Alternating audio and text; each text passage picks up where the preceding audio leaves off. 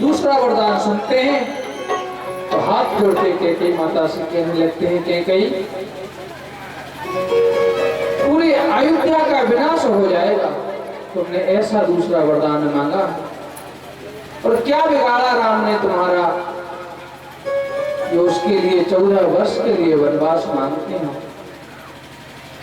क्या गलती है उस राम की जिसके लिए तुमने 14 वर्ष का वरदान मांग लिया। पहले वरदान में मुझे कोई दिक्कत नहीं है, लेकिन दूसरा वरदान बदल दो, कोई और कुछ और मांग लो। लेकिन कैकेयी माता तो कहां मानने वाले।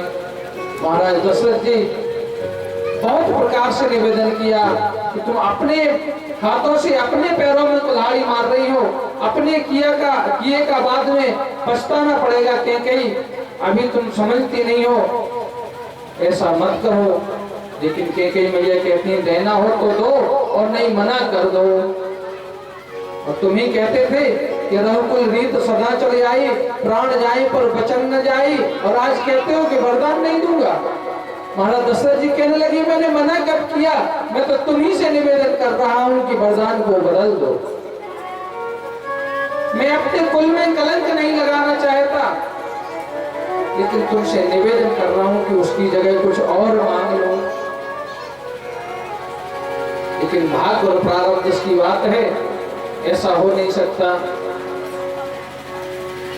राम जी महाराज को वनवास का वरदान मांग लेती है मैया कैकेयी, और ऐसे नहीं अनेक उपदेश देती हैं। जब भाई कहते हैं कि बदल दो, शिवदधीच हरिचंदन हित नरेसा, सहे धर्म हित कोट कलेसा।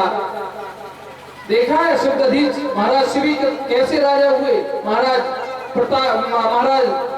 दधीच कितने प्रतापी राजा हुए, उन्होंने अपने वचन को नहीं छोड़ा।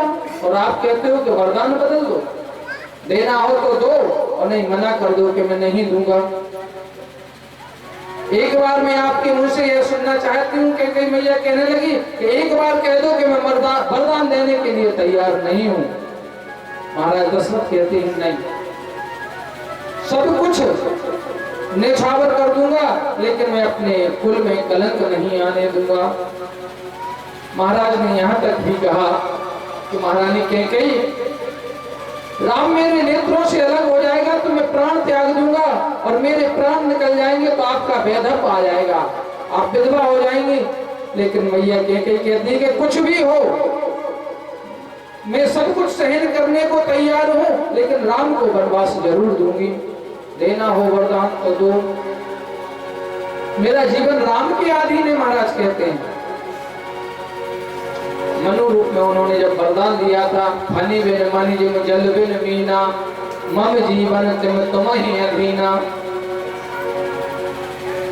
मेरा जीवन ही राम जी के आधार है, और तुम जिनको मेरे नेत्रों से अलग कर दोगे तो मैं जीवित नहीं रह पाऊंगा। लेकिन मैया कैकेयी नहीं मानती, ये तो सब बातें हैं। इस प्रकार से रात्रि में कोट भवन में महाराज दशरथ जी अचेत अवस्था में, कवने अवसर का भयो गयो नार विश्वास, मैंने भरोसा किया था कैकेयी पर कि कैकेयी तो राम जी को बहुत प्रेम करती है, इसलिए पूछ नहीं पाया। यदि मैं पहले पूछ लेता तो यह मनोरथ अधूरा नहीं रहता। सुबह प्रजाजन सुनेंगे तो क्या कहेंगे कि स्त्री के मोह में आके महाराज दशरथ ने इतने अच्छे राजकुमार को 14 वर्ष का वनवास दे दिया राजगद्दी की जगह।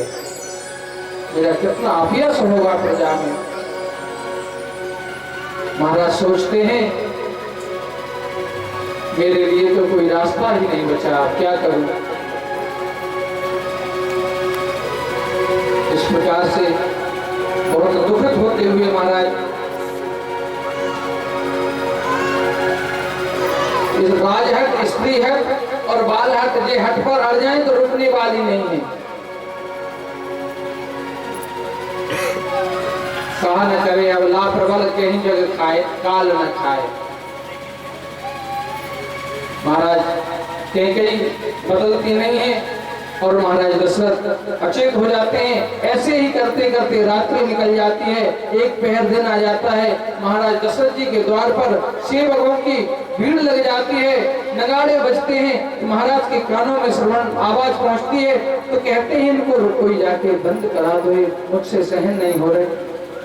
वेद ध्वनि सुनने की इच्छा नहीं होती, गिरदावली बखान करते हैं भाटजन। महाराज के लिए सूल के समान वह शब्द छिड़ते हैं, क्योंकि मैं क्या करने वाला था और क्या हो गया है। सब लोग आपस में चर्चा कर रहे हैं प्रजाजन, आज महाराज इतनी देर तक सो के नहीं जगे।